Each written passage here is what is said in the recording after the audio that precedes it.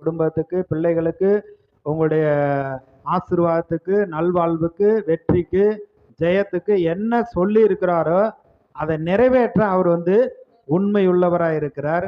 நம்ம தைரியமாய் கிருபாசன தண்டையில் சேரும்படியான சிலாக்கியம் நமக்கு உண்டாயிருக்கிறது. எபிரேயர் 4வது அதிகாரத்துல 14-15வது வசனம். வானங்களின் வழியாய் பரலோகத்துக்கு போன தேவகுமாரனாகிய இயேசு என்னும் மகா பிரதான ஆசாரியர் நமக்கு இருக்கிறபடியினால் நாம் பண்ணின அறிக்கையை உறுதியாய் பற்றி கொண்டிருக்க கடவோம். நம்முடைய பலவீனங்களை குறித்து பரிதபிக்க கூடாத பிரதான ஆசாரியர் நமக்கிராமல் எல்லா விதத்திலும் நம்மை போல சோதிக்கப்பட்டும் பாவமில்லாதவருமாய் இருக்கிற பிரதான ஆசாரியரே நமக்கு இருக்கிறார்.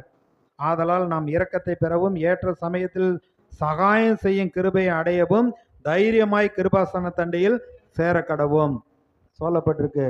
பரலோகத்துக்கு போன பிரதான ஆசாரியர் நமக்கு இருக்கிறபடினால நம்ம பண்ணின அறிக்கையை உறுதியாக பற்றி கொண்டிருக்க கடவோம். நம்முடைய சார்பிலே நமக்காக அவர் செயல்பட்டு கொண்டிருக்கிறார், பரிந்து பேசி கொண்டிருக்கிறார். அப்ப நீங்க என்ன விரும்புங்கிறீங்களோ விரும்புகிறத ஆண்டவரிடத்துல கேளுங்க.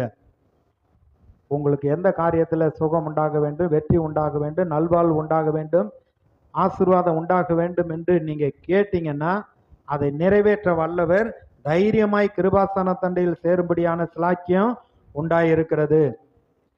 லூக்கா 11வது அதிகாரத்துல 5-13 வரைக்கும் ஒரு சம்பவம் சொல்லப்பட்டிருக்கு. என்ன அப்படின்னா, ஜெபத்தை குறித்து சொல்லப்பட்டிருக்கு.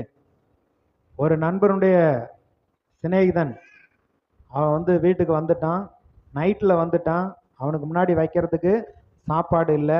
பக்கத்தில் தன் நண்பன்கிட்ட போய், சிநேகிதனே இந்த மாதிரி என்னுடைய நண்பன் வந்துட்டான், அவனுக்கு வைக்கிறதுக்கு 3 அப்பங்களை எனக்கு கொஞ்சம் கடனாக கொடுங்க, அப்பங்க அவங்களுக்கு வேணும் அப்படிங்கிறப்ப அவன் உள்ளே இருந்துக்கிட்டு சொல்கிறேன், கதவு அடைக்கப்பட்டு விட்டது, என் மனைவி பிள்ளைகள்லாம் படுத்துட்டாங்க, நான் எழுந்து கொடுக்க முடியாது அப்படிங்கிறப்ப அவன் தொடர்ந்து கதவை தட்டி கொண்டே இருக்கிறான். அவன் அப்படி வருந்தி கேட்டு கொண்டதுனால அவன் உள்ள இருந்து அவன் கேட்ட அப்பத்தை கொடுத்தான் அப்படிங்கிறது மாதிரி எழுதியிருக்கு. உண்மை, அவன் முழு நிச்சயமாக நம்பிக்கையோடு கண்டிப்பா என்னுடைய நண்பனுக்கு ஆகாரம் கொடுக்கறதுக்கு நான் கேட்க போறேன், அவன் எனக்கு கொடுப்பேங்கிற நிச்சயத்தோட கேட்டதுனால இவ்வளவு நம்பிக்கையா என்கிட்ட கதவை தட்டுறானே அப்படின்ட்டு அவன் எடுத்து கொடுப்பான்னு சொல்லிட்டு பின்னாடி சொல்றாரு. கேளுங்கள், தேடுங்கள், தட்டுங்கள்னு ஆண்டவர் சொல்லிட்டு, பொல்லாதவர்களாகிய நீங்கள் உங்கள் பிள்ளைகளுக்கு நல்ல ஈவுகளை கொடுக்க அறிந்திருக்கிற பொழுது உங்களை படைத்த பரலோக பிதாவானவர் நன்மையானவைகளை கொடுப்பது அதிக நிச்சயம் அல்லவா?